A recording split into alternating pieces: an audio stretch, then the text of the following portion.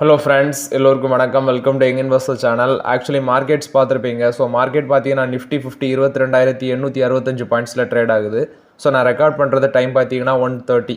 So அது மாதிரி bank Nifty 48,211 பாயிண்ட்ஸில் இருக்குது. 155 பாயிண்ட்ஸ் நெகட்டிவில் இருக்குது. நிஃப்டி 226 பாயிண்ட்ஸ் நெகட்டிவில் ட்ரேட் ஆகிட்டு இருக்குது. ஸோ நிஃப்டி 23,000 அப்படிங்கிற பாயிண்ட்டை வந்து பார்த்தீங்கன்னா பிரேக் பண்ணி இப்போ இந்த ட்ரெண்டில் நிற்கிறாங்க. மார்ச்சில் எக்ஸ்பர்ட் சொன்னது 21,000 டச் பண்ணுவோம் அப்படின்னு சொல்லி. ஸோ அது வந்து சீக்கிரமே நடந்துரு போல இருக்குது இதே ட்ரெண்ட் கண்டினியூ ஆச்சுன்னா. ஸோ இந்த வீக்கில் முக்கியமான இம்பார்ட்டன்ட் அப்டேட்ஸ்லாம் இருக்குது. ஏன்னா February 1 பட்ஜெட் இருக்குது, அது இந்த வீக்கில் தான் வரும். அது மட்டும் இல்லாமல் அன்றைக்கி முக்கியமான கம்பெனிஸோட ரிசல்ட்ஸ் எல்லாமே வர இருக்குது. ப்ளஸ் வந்து பார்த்தீங்கன்னா இந்த வாரத்தில் மார்க்கெட் 6 நாள் ட்ரேட் ஆகும். February 1 மார்க்கெட் ஆக்டிவில் தான் இருக்குன்னு சொல்லியிருக்காங்க. பட் ஆக்சுவலி அது எக்ஸாக்டாக பாசிபிளான்னு தெரில. பட் சொல்லியிருக்காங்க பட்ஜெட் அன்றைக்கும் மார்க்கெட் ஆக்டிவில் தான் இருக்கும்னு சொல்லி. ஸோ அதனால் நம்ம வெயிட் பண்ணி பார்க்கலாம். ஸோ மார்க்கெட்டில் இப்போ நிறைய பேரோட எக்ஸ்பெக்டேஷன் பட்ஜெட்டில் ஏதாவது வருமா அப்படின்னு சொல்லி, அதை வச்சாவது மார்க்கெட் பாசிட்டிவ் போமா அப்படின்னு சொல்லி தான். ஏன்னா கம்பெனிஸோட ரிசல்ட்ஸ் பெருசாக எதுவுமே இல்லை, நம்ம டிஸ்கஸ் பண்ணிட்டு தான் இருக்கிறோம். ஸோ இதில் பேங்க் நிஃப்டி எடுத்து பார்த்தீங்கன்னா இன்னைக்கு 150 பாயிண்ட்ஸ் மேலே நெகட்டிவில் இருக்குது. 48,210 பாயிண்ட்ஸ் கிட்ட இருக்கிறாங்க. இதில் ஃபெடரல் பேங்க் மட்டும் தான் இன்னைக்கு 2%. ஃபெடரல் பேங்க், அடுத்தது ஐசிஐசிஐ பேங்க் ஒரு 3% பாசிட்டிவ் போனாங்க. கடைசியில் இப்போ 1.5% பாசிட்டிவ்ல இருக்கிறாங்க. ஐசிஐசிஐ பேங்கோட ரிசல்ட்ஸ் நல்லா இருந்துச்சு. ஃபெடரல் பேங்க் ஒரு 2% பாசிட்டிவ்ல இருக்காங்க. ஸ்டேட் பேங்க் ஆஃப் இந்தியா 1.5% பாசிட்டிவ்ல இருக்கிறாங்க. கோட்டக் மஹிந்திரா பேங்க் ஒரு ஃபிளாட் பாசிட்டிவ்ல இருக்கு. Canara Bank, Axis Bank, Punjab National Bank, Bank of Baroda இதெல்லாம் ஒரு 1% நெகட்டிவ்ல இருக்கு. அடுத்தது Bank of Baroda, HDFC Bank, IndusInd Bank இதெல்லாம் பார்த்தீங்கன்னா 1.5% பக்கம் நெகட்டிவ்ல இருக்கு. இதில் இண்டஸ்இண்ட் பேங்க் இன்னைக்கு வந்து பார்த்தீங்கன்னா ஒரு ஃப்ரெஷ் 50 வீக் லோ கிட்டத்தட்ட எவ்வளோ போனாங்கன்னா 925.10 காசு, விச் மீன்ஸ் 925.10 பைசே அந்த ரேஞ்சில் இண்டஸ்இண்ட் பேங்க் ஒரு ஃப்ரெஷ் 50 வீக் லோவை டச் பண்ணாங்க. இப்போ 931 ட்ரேட் ஆகுது. ஏவு ஸ்மால் ஃபினான்ஸ் பேங்க் 5.5% காலி. ஐடிஎஃப்சி ஃபர்ஸ்ட் பேங்க் இன்னைக்கு வந்து பார்த்தீங்கன்னா 56.99 காசில் இருக்குது. ஸோ ஆக்சுவலி இன்னைக்கு அவங்களும் ஒரு ஃப்ரெஷ் 50 வீக் லோவில் இருக்கிறாங்க. ஐடிஎஃப்சி ஃபர்ஸ்ட் பேங்கும் இன்னைக்கு 8% மேலே நெகட்டிவ்ல ட்ரேட் ஆகுது. நான் பார்க்கும்போது 56.76 காசு வரைக்கும் போனாங்க. அது அவங்களோட ஃப்ரெஷ் 52 வீக் லோவாக இருக்குது. 8% நீங்கள் ஒரே நாளில் காலி. ஸ்லோவாக ஆப்பர்ச்சுனிட்டி யூஸ் பண்ணிக்கோங்க ஐடிஎஃப்சி பேங்க். இதை எக்ஸ்பெக்ட் பண்ணது தான். ஏன்னா ரிசல்ட்ஸ் அவங்க பார்த்தீங்கன்னா ப்ராஃபிட்டில் அடி வாங்கியிருந்தாங்க. ஸோ ஓவராலாட்டு மைக்ரோ ஃபினான்ஸ் இண்டஸ்ட்ரி அவங்களுக்கு ப்ரெஷரில் தான் இருக்குது. 3 குவார்ட்டர்ஸ்லேருந்து 2 குவார்ட்டர்ஸ், அதாவது 2 குவார்ட்டர்ஸ்லேருந்து 3 குவார்ட்டர்ஸ் வரைக்கும் டைம் எடுக்கும்னு சொல்லி அந்த கம்பெனியோட எம்டி அண்ட் சிஓவே அப்டேட் பண்ணியிருக்காங்க. ஸோ இன்னைக்கு இந்த 2 பேங்க்குமே பார்த்தீங்கன்னா ஃப்ரெஷ் 52 வீக் லோவை டச் பண்ணியிருக்காங்க இன்னைக்கு. அதுக்கு அடுத்தபடியாட்டு ஃப்ரெஷ் 52 வீக் லோ டச் பண்ண பேங்க்ல ஒன்று தான் அந்த கர்நாடகா பேங்க். அவங்களும் இன்னைக்கு வந்து பார்த்தீங்கன்னா 1.5% பக்கம் நெகட்டிவ்ல இருக்கு. 181.70 காசு ஃப்ரெஷ் 52 வீக் லோ இன்னைக்கு டச் பண்ணியிருக்கு. இதோட ஹைனி பார்க்கும்போது 263 கர்நாடகா பேங்கோட ஹைனி பார்க்கும்போது 263 அதுலேருந்து கிட்டத்தட்ட பயங்கரமாக இறங்கியிருக்கு. மேபி இன்னும் டவுன் ட்ரெண்ட் போக சான்சஸ் அதிகமாக இருக்குது கர்நாடகா பேங்க்ல. இப்போ வெயிட் பண்ண தான் பெட்டருங்கிறது என்னோட ஒப்பீனியன் கர்நாடகா பேங்க்ல. பட் வெயிட் பண்ணலாம் அல்லது வந்து ஸ்லோவாகவே யூஸ் பண்ணலாங்கிறது என்னோட ஒப்பீனியன். ஏன்னா வேல்யூஷன் பார்க்கும்போது 5 times தான் பி ரேஷியோ இருக்கிறாங்க. ஸ்லோவாகவே 1-2 பிக் பண்ணிக்குவாங்க. ஸோ நான் சொன்ன இந்த Karnataka bank, IndusInd bank, IDFC first bank இது 3மே இன்னைக்கு ஃப்ரெஷ் 50 வீக் லோ டச் பண்ணியிருக்காங்க. இது 3மே ஆப்பர்ச்சுனிட்டி தான். பட் ஸ்லோவாகவே யூஸ் பண்ணுங்க, பல்க் பையிங் அவாய்ட் பண்ணிடுங்க. நெக்ஸ்ட் நீ பார்த்தீங்கன்னா நாட்கோ ஃபார்ம் அன்னைக்கு 1188 ட்ரேட் ஆகுது. 5% மேலே நெகட்டிவ்ல இருக்குது. 1185 வரைக்கும் வந்தாங்க இன்னைக்கு. இப்போ 1188 இருக்குது. இந்த ஸ்டாக்ல வந்து பார்த்தீங்கன்னா 830 அதுக்கப்புறம் 1200 மேலே போன டைம் கூட நான் கன்சிடர் பண்ணேன். இன்னைக்கு வந்து பார்த்தீங்கன்னா 5% வாஷ் அவுட்டு. மேபி மார்க்கெட் என்ன எக்ஸ்பெக்ட் பண்ணுறாங்கன்னா நெகட்டிவ்ல இருக்கிறதுனால ஒரு பக்கம் அடிக்கிறாங்க. அடுத்தது இவங்களோட ரிசல்ட்ஸ் வந்து டாக்டர் ரெட்டி லேபார்டரிஸ் மாதிரி வர வாய்ப்புகள் இருக்கோ என்னவோ அப்படின்னு சொல்லி எக்ஸ்பெக்ட் பண்ணிட்டு அடிக்கிறாங்களா என்னவோ தெரில. பட் ஃபண்டமெண்டலி நாட்கோ ஃபார்மா பெட்டராக தான் இருக்குது. நாட்கோ ஃபார்மா இறங்க யூஸ் பண்ணிக்குவாங்க. அதுவும் இல்லாமல் அவங்களோட 52 வீக் லோ பார்க்கும்போது 828 இருக்குது. அதுலேருந்து கிட்டத்தட்ட பார்த்தீங்கன்னா 300 பக்கம் இந்த ஸ்டாக் வந்து கொஞ்சம் ஏற்றத்தில் இருக்குது.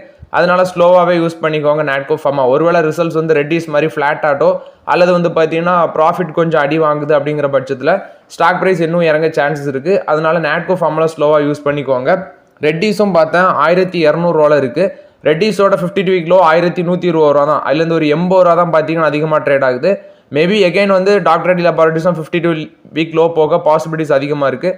ஸோ அதனால் இந்த 2 ஃபார்மா செக்டார் ஸ்டாக்லேயுமே ஆப்பர்ச்சுனிட்டியை ஸ்லோவாகவே யூஸ் பண்ணலாங்கிறது என்னோட ஒப்பீனியன்.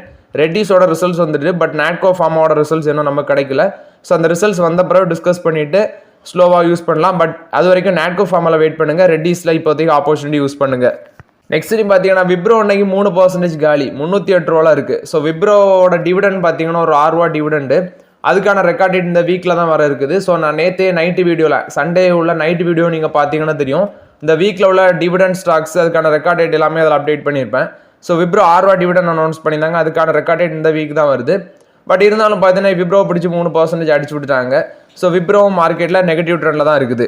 நெக்ஸ்ட் பார்த்தீங்கன்னா மார்க்கெட்டில் இன்னைக்கு சென்செக்ஸ் 750 பாயிண்ட்ஸ் மேலே நெகட்டிவ்ல ட்ரேட் ஆகுது. நிஃப்டியும் பார்த்தீங்கன்னா 250 பாயிண்ட்ஸ் கிட்ட நெகட்டிவ்ல தான் இருக்குது.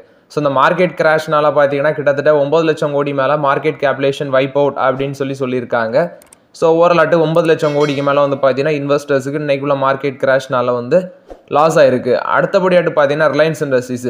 இந்த ரிலையன்ஸ் இண்டஸ்ட்ரீஸில் ப்ரோக்கரேஜஸோட கருத்து மட்டும் தான் இருக்குது தவிர அது செயல் இல்லை, குறிப்பாட்டு பேச்சு இருக்குது தவிர வீச்சு இல்லை அப்படின்னு தான் சொல்லணும்.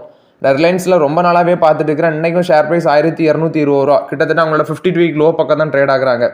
1201 ரூபா அவங்களோட லோ, அதுலேருந்து ஒரு 19 ரூபா பார்த்தீங்கன்னா அதிகமாக இருக்குது. 1232 ரூபா இன்னைக்கு ட்ரேட் ஆகிட்டு இருக்கு. இன்றைக்கி வந்து பார்த்தீங்கன்னா ஒரு 1.5% நெகட்டிவில் தான் ட்ரேட் ஆகுறாங்க. இவங்களுக்கு மோட்டிலால் ஓசல் என்ன சொல்கிறாங்கன்னா இது ஒரு 55% மேலே போகும், அதாவது 1930 ரூபா வரைக்கும் போகும்னு சொல்கிறாங்க. பட் இது வந்து கண்டினியூஸாக எல்லா ப்ரோக்கரேஜஸுமே சொல்லிட்டு தான் இருக்கிறாங்க. பட் ஸ்டாக் ப்ரைஸ் மேலே போன பாடில்லை. அது மட்டும் இல்லாமல் ரிலையன்ஸ் இண்டஸ்ட்ரீஸில் 2 வருஷமாட்டு கண்டினியூஸாட்டு கன்சிஸ்டன்டாட்டி எஃப்ஐஎஸோட செல்லிங் நடக்குது அப்படின்னு சொல்லிட்டு இருக்கிறாங்க. ஸோ ஓவரால் இது ரிலையன்ஸில் வந்து அப்டேட்டு. இன்றைக்கி 1220 ரூபா போனது கடைசியில் 1232 ரூபாவில் நிற்குது.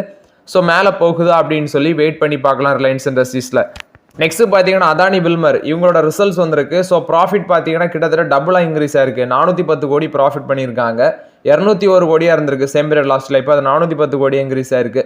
ரெவன்யூ வந்து 31% அதிகரிச்சிருக்கு, 16,859 கோடியாக இருக்குது. எபிட்டா 57% இன்க்ரீஸ் ஆயிருக்குன்னு சொல்கிறாங்க. எபிட்டா மார்ஜின் 4.7% இன்க்ரீஸ் ஆயிருக்கு. ஸோ இந்த எடிபிள் ஆயிலோட ப்ரைஸஸ் நெக்ஸ்ட் வந்து பார்த்தீங்கன்னா அதோட டிமாண்ட் எல்லாமே நல்லா இருந்ததுனால அந்த ஸ்டாக் வந்து நல்லா பெர்ஃபார்ம் பண்ணுறாங்க. இந்த ஃபார்ச்சூன் ஆயில்லாம் இருக்குல்ல, அதுதான் அந்த அதானி வில்மர். ஸோ ஓவரால் இன்னைக்கு ஸ்டாக் ப்ரைஸ் ஒரு ஃப்ரெஷ் 50 வீக் லோ போச்சு.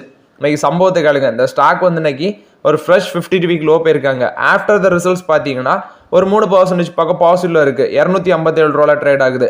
240 ரூபா ஃப்ரெஷ் 50 வீக் லோ போயிட்டு மறுபடியும் இப்போ ஆஃப்டர் த ரிசல்ட்ஸ் நல்லா இருந்ததுனால ஸ்டாக் ப்ரைஸ் ஒரு 3% பக்கம் பாசிட்டிவ்ல இருக்கிறாங்க. இது வந்து அதானி வில்மரை பொறுத்த வரைக்கும் ரிசல்ட்ஸ் அப்டேட்டு.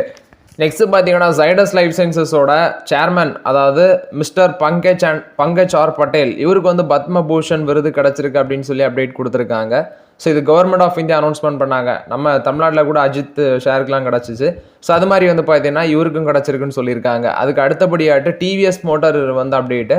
இவங்களோட EZZ LCV இது வந்து பார்த்தீங்கன்னா அவங்களோட டிஸ்ட்ரிபியூட்டர் செக்மெண்ட்டாக இருக்குது. இவங்க வந்து எகிப்தில் வந்து கிசா அப்படிங்கிற இடத்துல அட்வான்ஸ் அசம்பிளிங் லைன் பிளான்ட் வந்து ஒன்று போட்டிருக்காங்க. $6.5 மில்லியன் இன்வெஸ்ட்மெண்ட்டில் போட்டிருக்காங்க. ஸோ இதில் வந்து பார்த்தீங்கன்னா ஒரு 1 லட்சம் யூனிட்ஸ் வந்து ப்ரொடக்ஷன் பண்ணலாம் அப்படின்னு சொல்கிறாங்க. இது வேரியஸ் டிவிஎஸ் மாடல்ஸ் எல்லாமே வருது. டிவிஎஸ் அப்பாச்சி, அடுத்தது வந்து TVS HLX serious, TVS XL100, இது எல்லாமே அங்கே மேனுஃபேக்சர் பண்ணலாம் அப்படின்னு சொல்லி டிவிஎஸ் மோட்டார் தரப்பில் வந்து விளக்கம் கொடுத்துருக்காங்க. அதானி பவர் கொடுத்த அப்டேட். இவங்க வந்து பார்த்தீங்கன்னா ஜான்வரி 29 ஃபண்ட் ரைஸ் குறித்தான முடிவு எடுக்க போகிறாங்க அப்படின்னு சொல்கிறாங்க. கிட்டத்தட்ட நான் கன்வெர்ட்டிபிள் டிபெஞ்சர்ஸ் அல்லது QIP, நான் கன்வெர்ட்டிபிள் டிபெஞ்சர்ஸ் மூலமாட்டு ஒரு 5000 கோடியும் QIP மூலமாட்டு 10,000 கோடியும் வந்து பார்த்தீங்கன்னா ஃபண்ட் ரைஸ் பண்ணுவாங்க போல அப்படின்னு தெரியுது. ஸோ ஓவரால் இது வந்து அதானி பவர் கொடுத்த அப்டேட்டு. நெக்ஸ்ட் பார்த்தீங்கன்னா இன்னைக்கு மார்க்கெட்டில் ஒரு பாசிட்டிவ் நியூஸ்ன்னு பார்த்தீங்கன்னா ஆப்பிள், அதாவது பாரத் 4G கூட ஆப்பிள் ஒரு டைப் போட போகிறாங்க. கல்யாணி குரூப் தான் அந்த பாரத் 4G. எதுக்குன்னு பார்க்கும்போது இவங்களுக்கு ஒரு வெண்டராட் இருப்பாங்க. ஆப்பிளுக்கு பாரத் 4G ஒரு வெண்டராட்டு, அதாவது அவங்களுக்கு சில காம்போனன்ட்ஸ் வந்து தேவைப்படும். அந்த காம்போனன்ட்ஸ் வந்து பார்த்தீங்கன்னா மெக்கானிக் ரிலேட்டட் காம்போனன்ட்ஸு, அது வந்து ஆப்பிளுக்கு பாரத் 4 சப்ளை பண்ணுறதுக்கு சில பேச்சுவார்த்தைகள் இருக்கிறாங்க அப்படின்னு சொல்லி. பட் இந்த நியூஸ் வந்து அதில் கூட பார்த்தீங்கன்னா மார்க்கெட்டில் அது பெருசாக இம்பாக்ட் ஆகலை.